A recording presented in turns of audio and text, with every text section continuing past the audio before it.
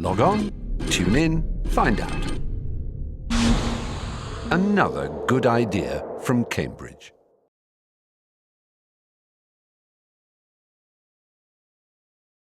A great pleasure to have the privilege of talking to Aidan Southall, a very distinguished anthropologist and teacher of many anthropologists.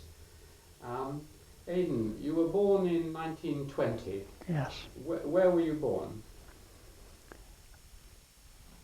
A place called Nuneaton in Warwickshire. And can you tell us something about your parents and your family? My father was an Anglican parson, vicar of the parish. Died of cancer at a fairly early age. I think he was 56, perhaps. Not so early in those days, but my mother, who was a wonderful saint, and had the usual life of a rural parson's wife, of trying to keep up with everything, run the house and entertain people and know the village,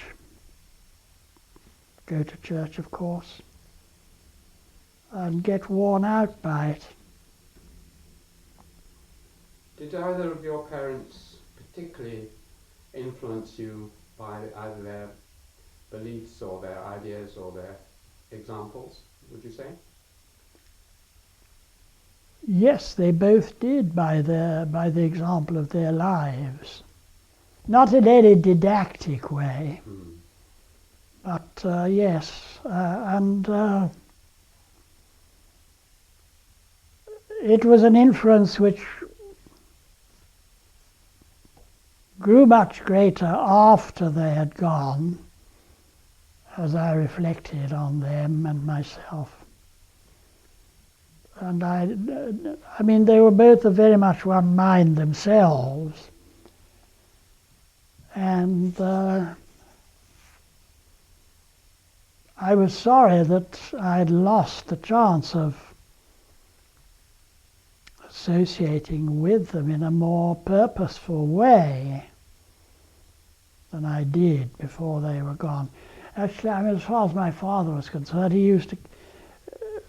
of course, he had practically no salary as a parson. He never had a car, and he used to go around on a bicycle, and he would take me occasionally. So those are occasions that I remember. And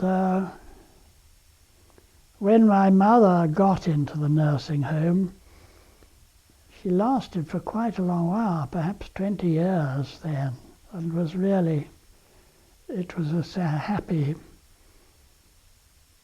thing, as it so rarely is. And although I was to and fro between here and Africa and various places, I did manage to go and visit her there fairly, not regularly, but fairly frequently. And she was always writing to me. Did it influence your religious beliefs? So you were Christian, for instance, or? Yes, I always was, and although there may have been periods of relative revolt, I never entirely rejected it, and so it was in both their cases. Where did you go to school? Where were your schools?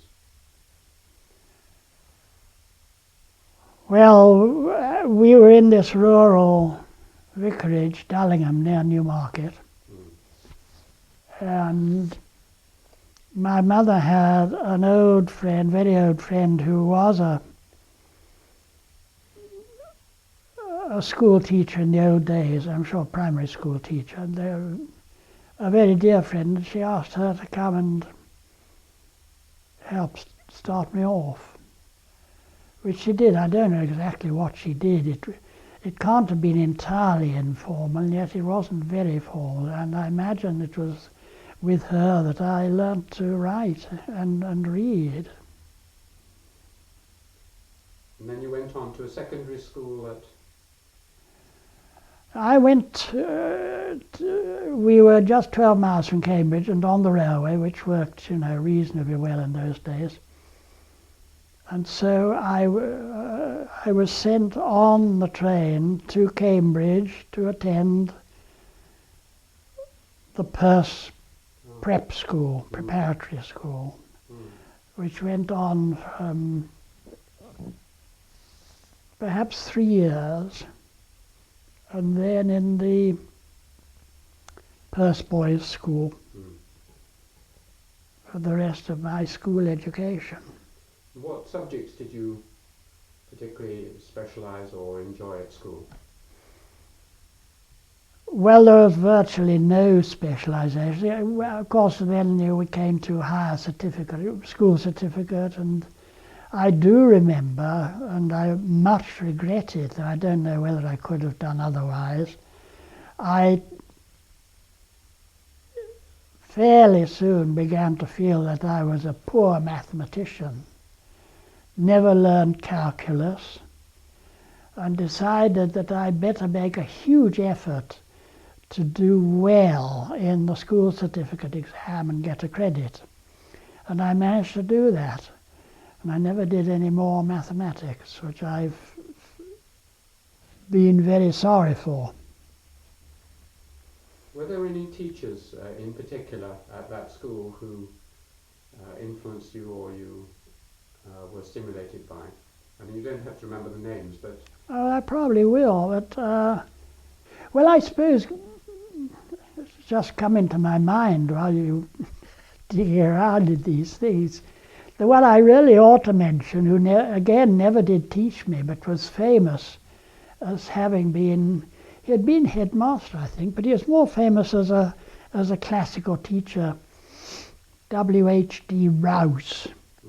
He was one of those, probably quite many now, who translated Homer. And he bought a house, or he had a house. I never knew him as a teacher at the Perth school, but only after his retirement. I was never on very good terms with the headmaster. At least, I mean, as small fry didn't have any relationship with him of any kind, so I was neither on good or bad terms. But when I, made prefect and that sort of thing, I was beginning to have to do things. I occasionally had disputes with him, which in the end caused me to... there were 4 schoolhouses, and I sort of inevitably by attrition became the head of one of these schoolhouses. They were geographical, north, south, east and west. And I wasn't a great athlete. I played rugby, football. I was a poor cricketer. I played fives and I was made captain of fives, but we didn't have any great team which could have performed. It wasn't sufficiently popular or well enough established. But, I can remember there was a famous family at, was it Clare? The Redaways. Did you ever know any of them? There were Marxists, I think, some of them, and historians and economists. Historians, certainly. Yes, and Brian was a famous historian. I forget what at. I'm not sure it wasn't the Great Fire. Yes, something. And the old man, he had also been a historian, but I think he was retired. He was a very delightful and genial old character. They used to sort of... There were several, it was a typical Cambridge thing, I think. They'd say, would you like to come along and weed the garden? And we often said yes, but perhaps more, well, not more important, but more interesting. They had collected their old sets of carols from King's. Don't worry, just drop it. That's fine. And because we were living after my father died. My mother was determined that I should come to Cambridge, and there were various people connected with the Diocese of Ely who wanted to help her, and some others. For example, she and I used to walk to church every Sunday at Holy Trinity, and there was a fairly distinguished parson there called Max Warren. I mean, he later became better known because he was made General Secretary of the Church Missionary Society, which was very important to a certain type of Anglican. And then he was made Canon of Westminster, and so he became quite eminent in that way. But the point was that I knew him because we were members of the congregation, and he, knowing my mother's deep concerns and wanting to help her after she was left a widow, was extremely kind to me. You know, at a certain time you get asked to submit testimonials. I can't think what for, but he was one of those I asked. And as it happened, he had been at Jesus College, and he told me about that. And Jesus had a lot of money for parsons' children, sons. Rustat was the benefactor who left the fund. Must have been a lot of money. And I was eventually a Rustat. You know, I only scraped an exhibition at first, and then I got a first. They gave me a scholarship, so I got through that way. What subject did you do? Oh, well, you asked me about specializing, and I said I didn't. But when we began doing the school certificate, I foolishly got rid of mathematics, arithmetic. And then higher certificate, I was still doing classical subjects, and so the Greek and Latin and ancient history. And I did take a certain liking for ancient history. It was a sweat to swat it all up, mountains of detail, but I managed that over several hurdles. And then later, when people asked me, well, why did you switch from classics? And I said, well, I wasn't good enough for writing Greek verse. And incidentally, in my anthropological career, the beginnings of it are not all that promising, that I didn't really have the best people, although perhaps they were very good people.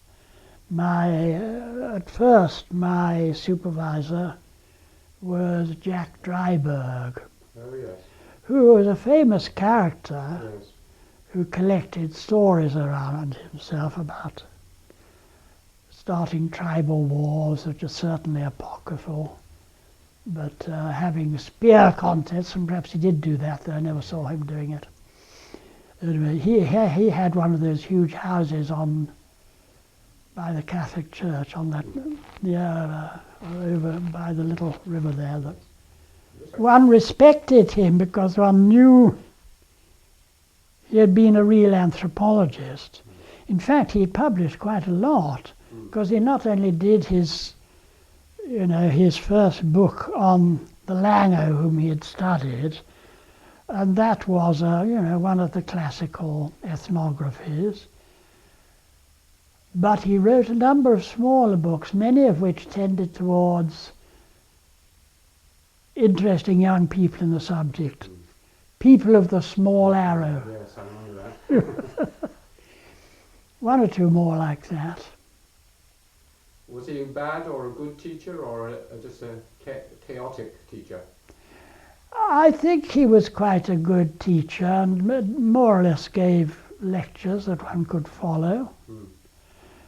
I wouldn't put it above that. I don't think he was brilliant. But otherwise, you see, we had J.H. Hutton, who was the professor, Yes, who used to boom at you in class yes, and cause laughter, inadvertently or otherwise. And of course wrote his book about the Seminargers, yes. but otherwise didn't convey the idea of any real distinction. What year was this that you came up with? This was perhaps 1935. Not coming up, no, coming up was 39. Yeah. But these people were lecturing you in 39, were they?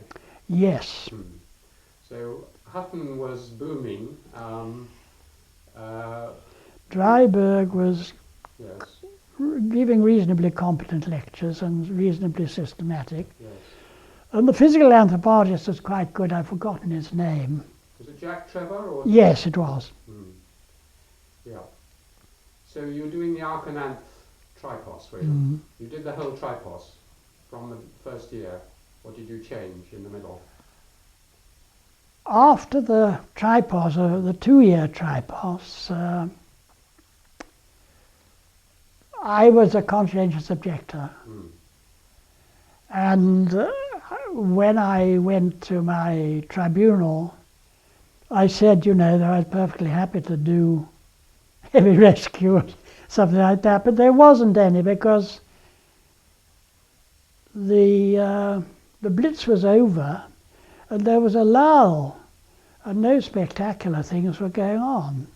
So when I said I didn't mind couldn't go into the Friends ambulance because it's always full up and oversubscribed. I wouldn't mind going to anything medical. And somehow in the end they seemed to, I suppose they saw that I wasn't strictly speaking a malingerer, and that I was quite serious about what I was doing. They more or less let me go on what I was doing. Really? Well, they told me, they told me to go and get a sort of public service job in London. And that was pretty funny because I went there and I didn't know who to consult. But through some coincidence, because I didn't know her before, I fell into the hands of Mary Trevelyan. Do you ever hear of her? One of the famous Trevelyan family, no doubt. She was, but she was the one who started a place which was also very well known instead. It was called Student Movement House, and it catered for overseas students. Had a house in Gower Street as a club, and she was almost a concert pianist, and very, very musical, and good at running club activities. But she had a staff of 2 or 3, they were called sub-wardens. And so she took me on as one of those, and that counted for my war service. Did you encounter at that student house foreign students? Oh, yes, yes. Did that play any part in your move towards Africa or not? It may very well have done, but I think I usually, when asked such a question, the first thing I mention is that in my last year at the Purse, when I knew I'd done the scholarship exam several times and wasn't going to get in a more brilliant result than I had,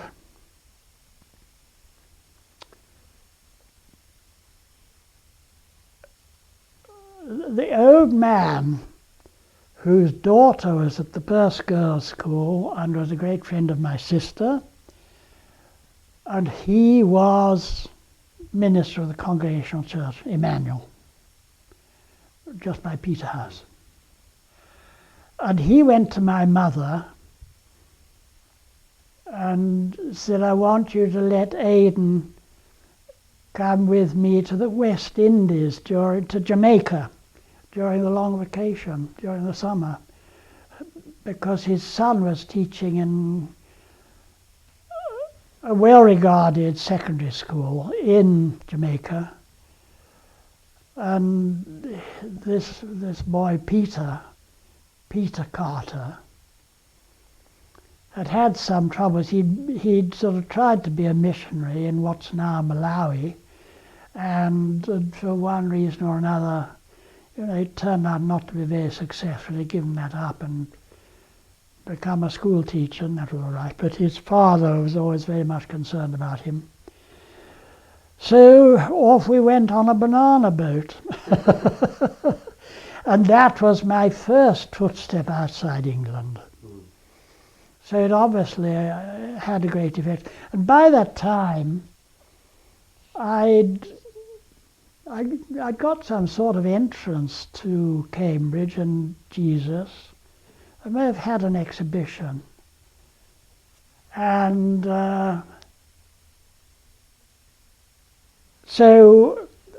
I'd been put in touch with Dryberg, who became my supervisor, but at this point was just given to me as an advisor by the Jesus College people, or by the anthropology department. I'm not sure which. And what came next? Well, of course, so Dryberg suggested that I should, if we were going to Jamaica, I should take with me The Mind of Primitive Man.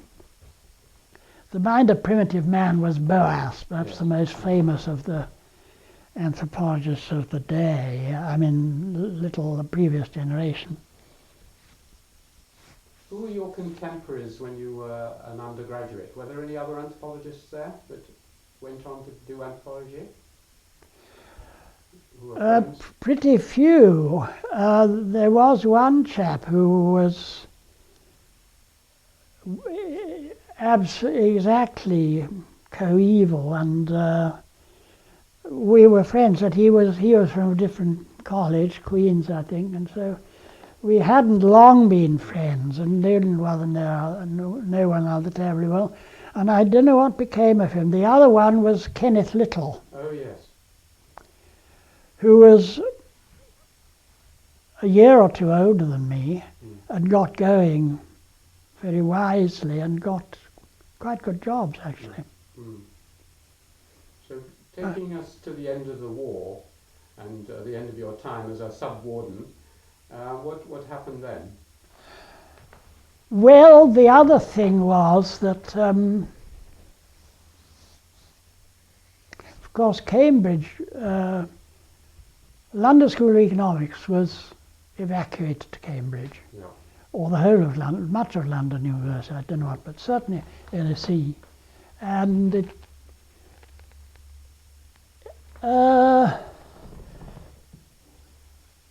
I think I had the minor initiative to write perhaps to the Royal African Society and say, had they got any books that I could review for them. And they sent me a few, and I reviewed them. Then the reviews were published, and they were seen by Audrey Richards and Raymond Firth. And Audrey, among her many charming traits, was very careless with her file, so that you're liable to find yourself reading a letter about yourself.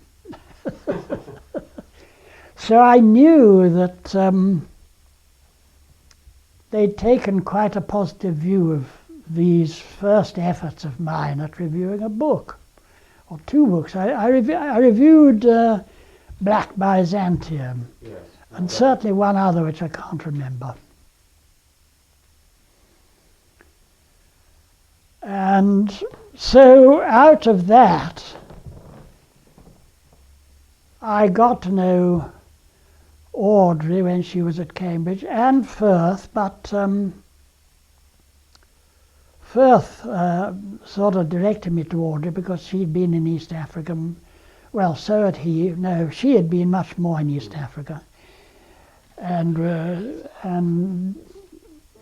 was willing to take me on also. So I became very close to her during that time, and she really sort of took on responsibility for finding something effective for me to do. And what was she like as a person? Charming, witty, humanistic, literary family. Yes. Butlers. So she found you something to do. Yes. You were wanting to do a PhD, were you, or what? I hadn't thought a word about that level, that stage. I wanted to get a job. I had to get a job. And by that time I realized it sounded as though it would probably be somewhere out of Britain, or let's say Africa by this time, probably was becoming clear. And Audrey said, look here, there's Makerere on a hill outside Kampala, and it's going to be developed into a university college, and they want somebody to teach social studies. And so I said yes, I was interested, and so then the Crown agents for the colonies in those days were dealing with such types of appointments, sending me the papers and getting the records set up. But I was offered that job to teach social studies, and of course that meant going out to Uganda. And although the war had ended a few months before, there was no transport. It was all officially allocated, and hard to get onto or into. But eventually a passage was found for me, and I think I had to go to Poole or somewhere to get on a plane. It was all sort of ad hoc. The plane took me to one of those airfields in North Africa. You know, there was a whole string that the 8th Army went from one to another and then back again. And I got on that plane. I remember we landed Firth in the south of France. I have no idea where. I wish I knew where it had been. And then it was North Africa, Tobruk, and little hops. And then eventually reaching Cairo, which wasn't the end, of course, because we were far from Uganda and Makerere. But of course there were lots of people passing through Cairo in those days, there always are. I was in this hotel, which was a real luxury hotel in, what's that sort of suburban city outside Cairo? Doesn't matter. Only a few miles away. Khartoum? No, not as far as that. It was like 10 miles from Cairo, and more of a resort town, really. So I was there, and I was told that a plane would be found to take me to Uganda, which turned out to be that service which they had of flying boats going down the Nile, 200 miles at a time. So it took quite a while. Meanwhile, Sorry. entertain yourself. So I go out in the streets of Cairo and begin to, consume any exotic fruit I see being sold there. And I was aware that a lot of people around me were talking about chippy tummy all the time. But through some miracle I never got it on that occasion. And after about 4 days of enjoying myself in Cairo and going to the pyramids and so forth, and the museum, the flying boat was ready, and I flew this time to, last landing was on Lake Victoria.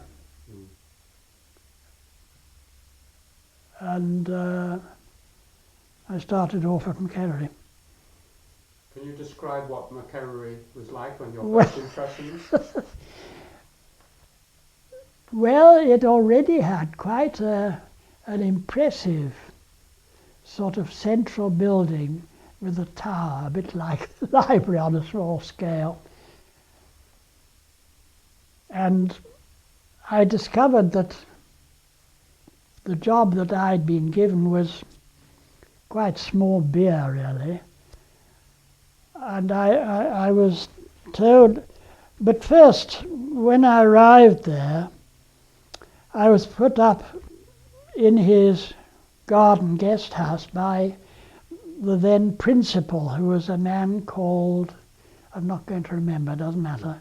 He'd been a famous headmaster of Charterhouse and Marlborough. Oh, Turner was his name, George Turner. Very, very nice man and very cultured, classical scholar, of course. And so I was living in his house. Yes, I was living in his house. Well, then he had this rest house with a bedroom and bathroom and so forth, just down the grass slope in the garden. And so I was put in there, but I went up to his house for meals. So it was rather close. And he had the practice, which was pretty unusual for colonials at the time, to go out for a country walk every evening. You know, I mean, you picture the elephant grass and the bush going out for a country walk. And so, knowing my interests, I went with him, and I picture him, you know, sweating up hillsides. Kampala, of course, was one of those places supposedly built on 7 hills, and geologists described it as a peneplain, I think, which meant that it had rather, sort of like flat-top kopjes sticking up all round, and Macquarie is just on one of these. So we went round having a very nice time, and it was very educational for me because he was a very highly cultured man. And eventually more people began to come out filling up jobs that were vacant at Macquarie, and so they had to get houses built, and I moved into one of the houses, and so it went on. What were you teaching? Well, Turner told me to go and see Batten, who was the vice principal. And he was a man who'd come out, he'd had some experience in Nigeria. He was quite an interesting man. And he'd written some small books which were very, very useful, but not really at a scholarly level, not meant to be. And so he just told me, I think he probably told me to lecture from Lord Hayley's African Survey, which had just come out, which of course was a very remarkable book when it came out, but was neither literary, it wasn't exactly literary, though it was very well done. It was pretty dull to work with. So I didn't really follow that. And I haven't described who the students were, and I better cut it down short. I think there were just 200 students at that time. And they were all special people chosen from the secondary schools all over East Africa. You'd think there would be more than 200, but there weren't for that level. So we had, of course, from Uganda, Kenya, Tanganyika as it was then, and Zanzibar, and even some from then Northern Rhodesia. So it was absolutely international. And yet nothing but 200 poorly qualified students. But anyway, they did 2 years' work, which put them immensely forward from what they'd been. And so it began to build up its standards. And then after a few years, London University developed its scheme of association for budding universities, and eventually Makerere qualified for this, although it had no degree to give of its own. It was, as it were, licensed to give London degrees until it became a university as it is now, and the universities have proliferated like a rabbit burrows now there, because every religious sect, every strongly organized interest had to have its own university, and there was no power really at the time which was able to stop the process. We anthropologists are always agonizing over what anthropology really was, as confused as outsiders were. And so, with a cluster gathered around LSE and such places, we were constantly debating. And of course never reaching any very definitive conclusion, but that was the background of being an anthropologist. And it was only a few years ago when I was thinking about it and wondering if I should join the fray and write yet another book on the subject. I was very impressed. Of course, the famous people otherwise in anthropology were Malinowski, Bronislaw Malinowski, a Pole, whom I never really knew, but it was his... Did you meet him? Yes. What impression did you get just from meeting him? Not enough really to know at this point. Mm. But of course he had EP and all those people in his seminar. Yeah. But by the time I arrived, he was gone. Who influenced you most, do you think, at the theoretical level? You seem to have been quite strongly influenced by sociologists as well, to look at your writings. Oh, well, we were inevitably, not because we wanted to be, but because sociology from Kant onwards presented us with something which was coherently organized and systematized. More than that, it was Audrey's fault. Audrey was in very close touch with the Uganda government. She was a very close friend of Sir Andrew Cohen, the governor, who was a very exceptional man. And so she was always thinking up ideas and always having demands from various people in the Uganda government saying, because she was beginning the Institute of Social Research, though. Have I left it all right? Yes, yeah. She had started the East African Institute of Social Research by this time, and very soon gave me a job in it. But that was after I had done a spell at Makerere doing this social studies thing. Because I had these people who were from all parts of East and some extent Central Africa, and they were naive about their own background, and it was recognized that this is one of the most important problems to deal with, which of course anthropology in its way would do, but there was never any question of that becoming a primary subject. So in my ad hoc courses, I rushed around reading up, the intelligent person's background on East Africa, a good deal of history, but trying to incorporate social phenomena at the same time. Well, that was what I was doing. And to come to the end of it, perhaps, the problem never went away, of course. It went on throughout my decades of teaching. The problem being that What is anthropology? Yes. and helped in a way but hindered in another by the fact that when people are asked what is anthropology, you were a bit tongue-tied, and the most satisfactory basis that anthropology had was this initiation through fieldwork. You know, being very generously given often 2 years off to begin with, which was thought absurd by most other disciplines.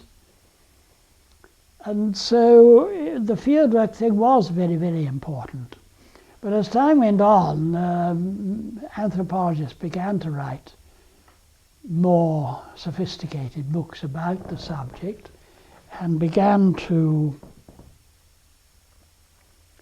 reflect on the theoretical framework of anthropology and the significance of fieldwork in it. And they began to feel, naturally enough, that, you know, fieldwork isn't enough. It's too naive. It's not really theoretical. It's hard to make fieldwork theoretical in the normal sense of academic theory. So it was still left hanging in a rather awkward situation. And as I went on thinking about it, I still felt that the field work background and initiation was absolutely vital, and indeed original and unique, and a serious contribution to the academy. And while I was thinking of this, some experiences of my fieldwork came to me, and especially the sort of paradigmatic experience that hit me when I first went into the field, you know, went out beyond where anybody else was, greeting the chief, of course, asking permission to put my tent up there, whatever it was, and starting off whatever I was going to start off with. And in fact, I did have a tent. I did put it up, and I was for a while living in it. And while this was going on, I was, of course, very much in the village. And when it came to the opening of the agricultural year, and I saw this huge crowd of people milling around in the trees there. They've been there all the afternoon. And young men would run up to the tent calling out, because people knew that I was trying to learn the language. I hadn't got very far with it. Where was this? Well, this was in the West Nile district of Uganda, the far northwest. Calling, hey, are you coming to dig with us? And I say, well, yes, but I haven't got a hoe. And that was quickly remedied, and I was given a hoe. So I began hoeing, knowing that if I didn't look out, I'd have enormous blisters very quickly. So doing it as carefully as I could. So there I was hoeing. And the system of cultivation, especially early in the year when you were getting fields cultivated ready for sowing and so forth, was that within a village or kin group, each homestead would call its neighbours to cultivate its field or fields on a very small scale, one after the other. First this chap here, then that chap there. Then. So this is what I'd been involved in. But when they do that, each time that somebody invites his neighbours to that operation, he also has put on a drum of water to heat, and they have dug up the maize, which was always rough ground and then buried in the earth for a month or so to mature, and then it could further process could turn it into maize beer. So by the time the digging had finished, when everybody was hot and sweaty and tired, the beer was meant to be ready. And you retreated to the homestead, gathered round under the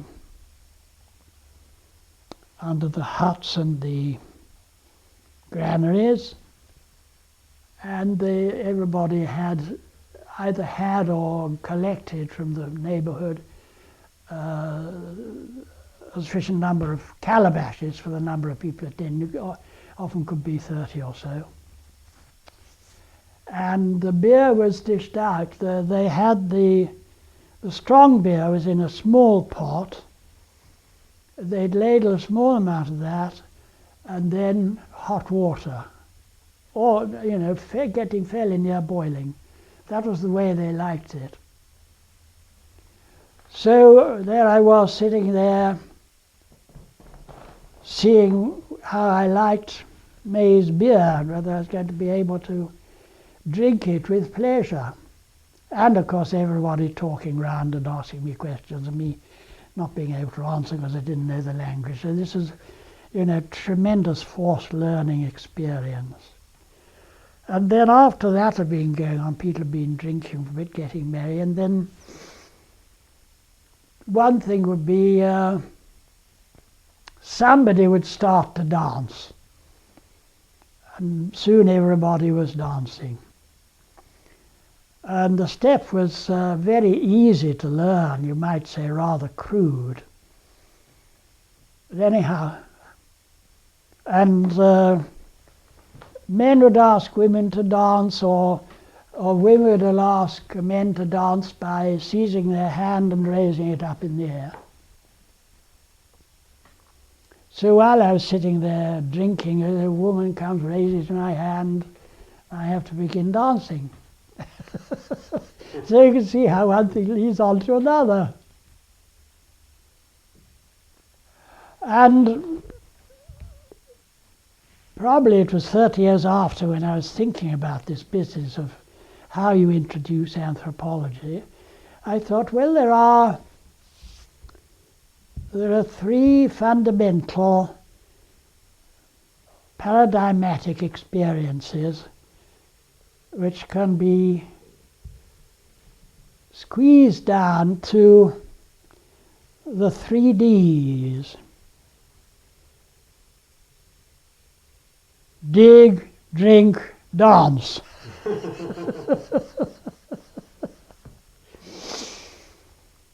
And that's how I'd write an introductory textbook to anthropology if I was to do one. Did you enjoy field work? Yes. I mean... You've worked in many places. You worked in Madagascar, in yes. Uganda. You've done a lot of field work, haven't you? Yes, but the big ones were that northwest Uganda, which sort of remained with me up till now, except it's hard to get there now because of the various fightings. And then Madagascar, as you said. But the other thing was, I'd said Audrey Richards, great friend of the governor, meeting people all the time, being asked, couldn't you and the Institute do something on this? And the Labour Commissioner was one of these who said, we want to have a survey done of Kampala, where all the urban problems will be developing.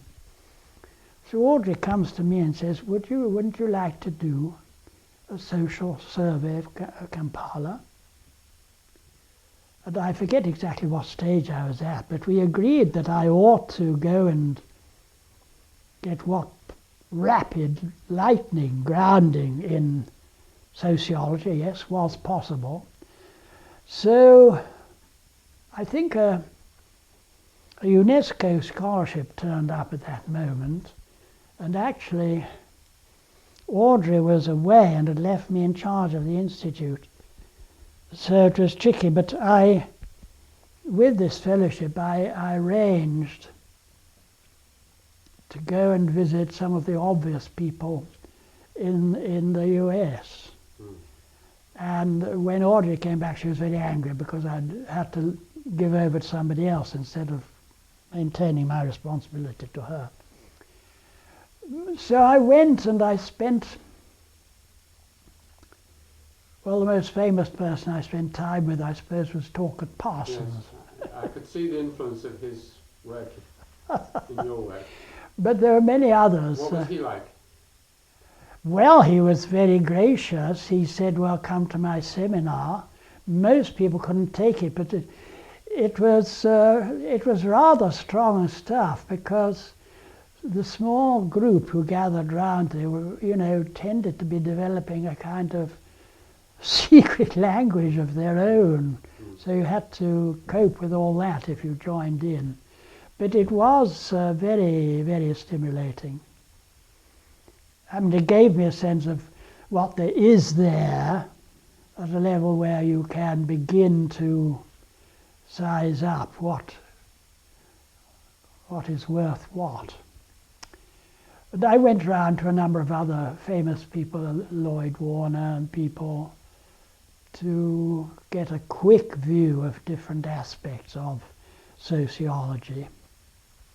And then I went back to the Institute, and by this time I was committed to doing this survey of Kampala, which was an impossible thing to do, really, because Kampala is so complex, ever-changing. At least it needed a huge team, and teams never worked. But I had an assistant appointed to the Institute who came out and told everybody that I was his assistant. That was Peter Goodkind. Really? Oh, yes. He has now left us, alas. So I think that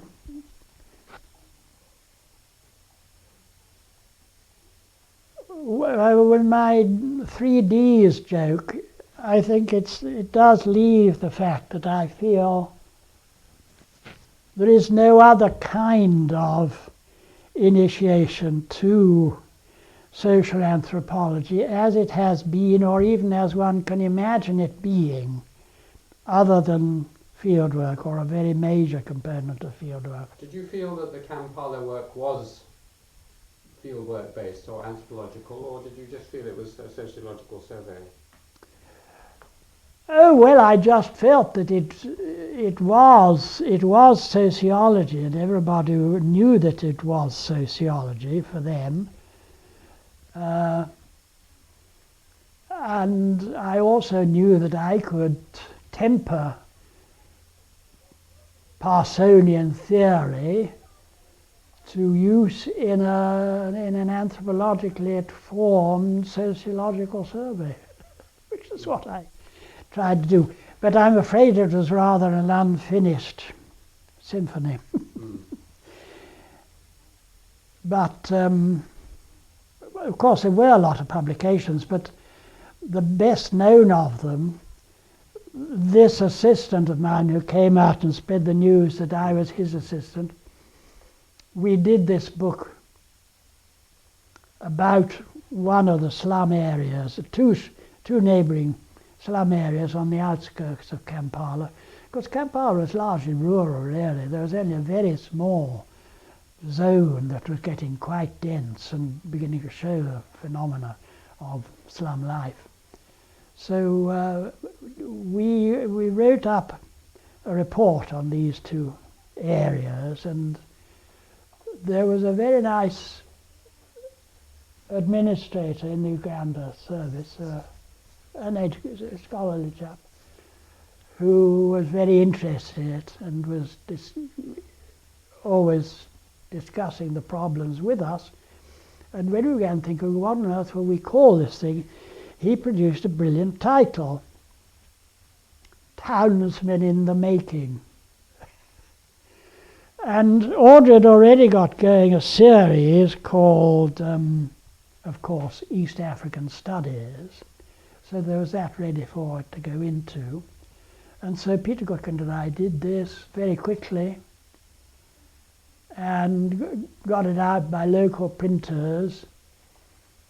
And a great success in, selling far more than any other publication was, because it was a popularizer, very quickly produced and very cheap. I think we're selling it for 3 shillings or something like that in those days. And the joke was that the people who had most to do with Kampala crime obviously were likely to be police, and police who were interested in that sort of thing. So Townsmen in the Making became known as a popular bedside book for police. And criminals probably too. Yes. I was just going to my former DPhil examiner. Yes. And most prominent scholar on the ethnic group to which I devoted myself, Nilotic. What were your relations with him, and what did you feel about his work?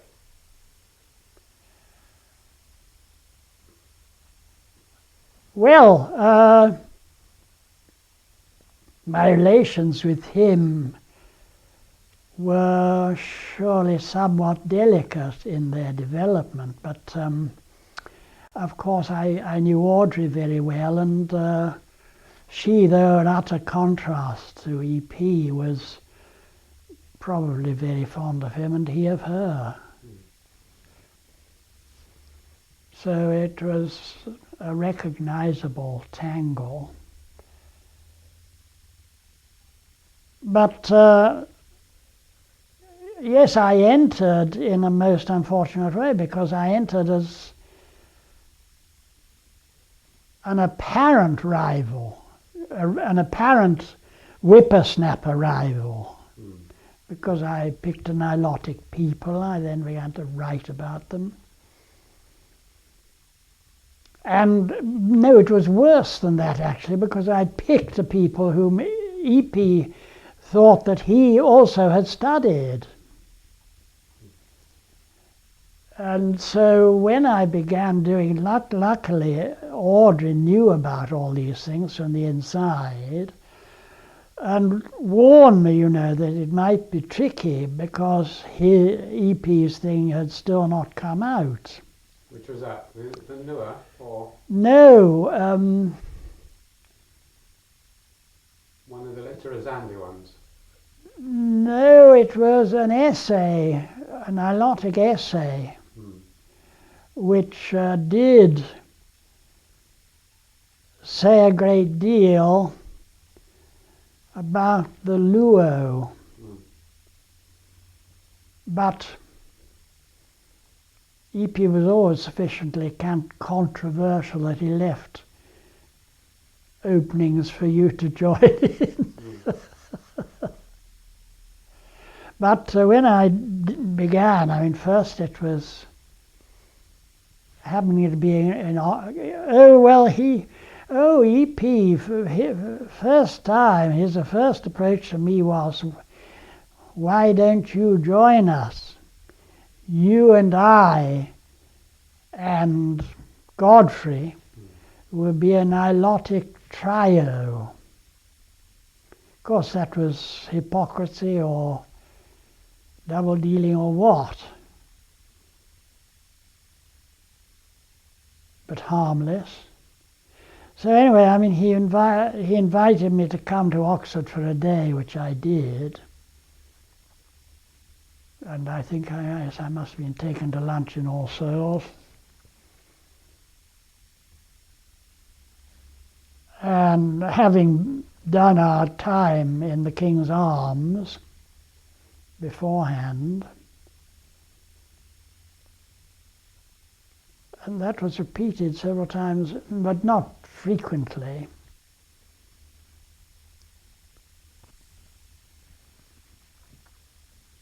like him? Did you admire him? I admired him, certainly, yes. And I don't know whether I was ever with him enough on relaxed social terms to get to know whether I liked him or not. What about Maya Fortes? Did you get to know him at all? Well, not as much as I should have, but yes, towards the end, when he was in Cambridge and I was in Cambridge, sometimes or quite frequently. Did you admire his work? Well, I mean, they were all one thing, yes.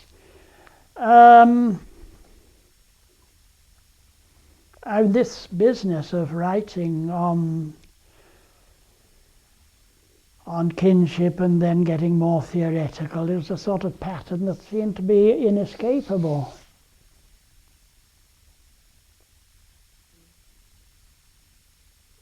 I was going to ask you about your recently, well, not too recently, but a little while ago, you wrote a very broad general overview of cities in civilizations, which has a framework which is almost identical to Marx's framework of the modes of production. Oh, yes. And you mentioned earlier in our conversation that you lectured on Marx in America. Yes. Did Marx or Weber or any of the other great sociological ancestors have a great influence on your work? Well, yes, I think I've explained why. I mean, obviously Talcott Parsons had a great influence when I was trying to learn how one would learn to be a sociologist if one wished to do so. And then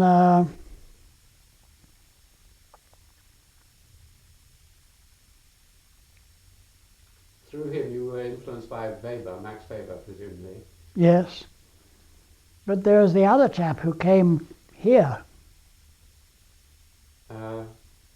Sociologist. Yes, I'll remember his name. I know who you mean. Parsons and Shills, Shills, yes, it was Shills. Right. Yeah, you knew him. Yes.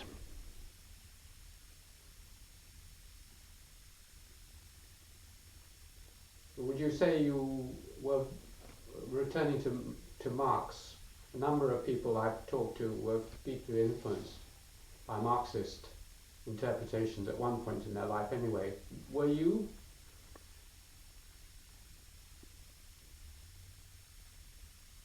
Yes, there at times there was a certain sense in which, but I'm extremely rusty on it now, a sense in which Marx was inescapable.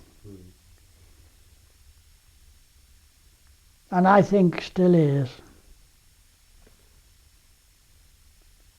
There was a woman who wrote a rather good book, I thought. Can't remember her name. About Marx? Well, it bore on the problem, bore on the question, yes. One of the, in your cities book, and in an article, you wrote about Chinese cities. You haven't ever been to China? I hadn't then, I have now, but it's not particularly relevant. What interested you about Chinese cities? Not quite the oldest, not the greatest in many senses. And their long history made them, I thought, inescapable, and I looked at the sociology books and nobody mentioned them.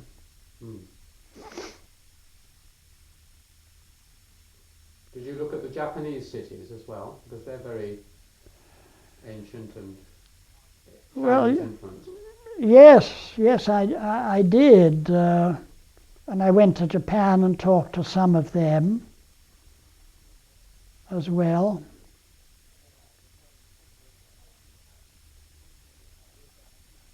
And I tried to say something on Japan in that context in my book also.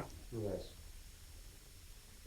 Because you're unusual in a way as an anthropologist in that you studied rural peoples, you studied town and city peoples, and you also done quite a lot of global comparisons and global history. Yes. Which of it do you think is do you attach most importance to in your life?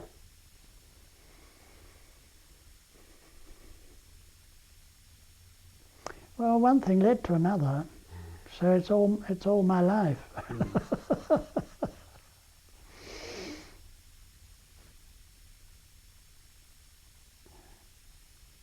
My book on cities I knew was an interloper, and I knew it wouldn't be kindly received, but I really don't know how it was received, because the people never seem to review books nowadays, or not much. Well, there are some reviews on the web, as I mentioned. We might have a look and see if there's anything interesting in a minute. Yes. The last question I really had was about Africa, which is very much on all our minds at the moment with the G8 summit and discussions.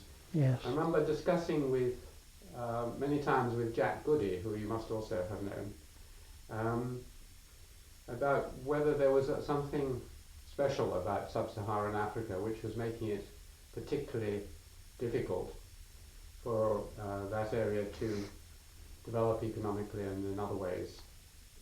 I don't know if you have any thoughts about that. Not original, I don't think, but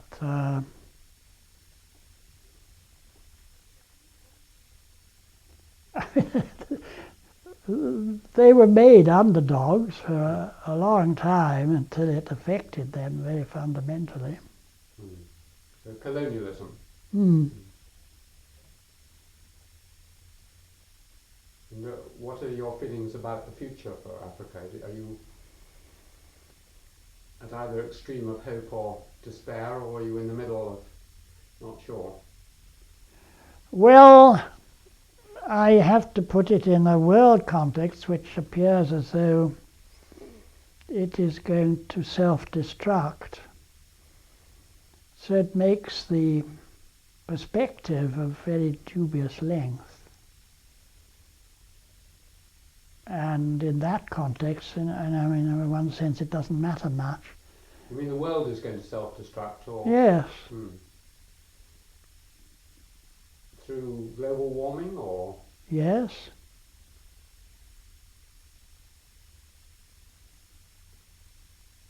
I mean, I have no expert knowledge of it, but I certainly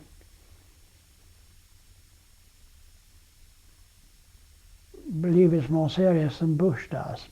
I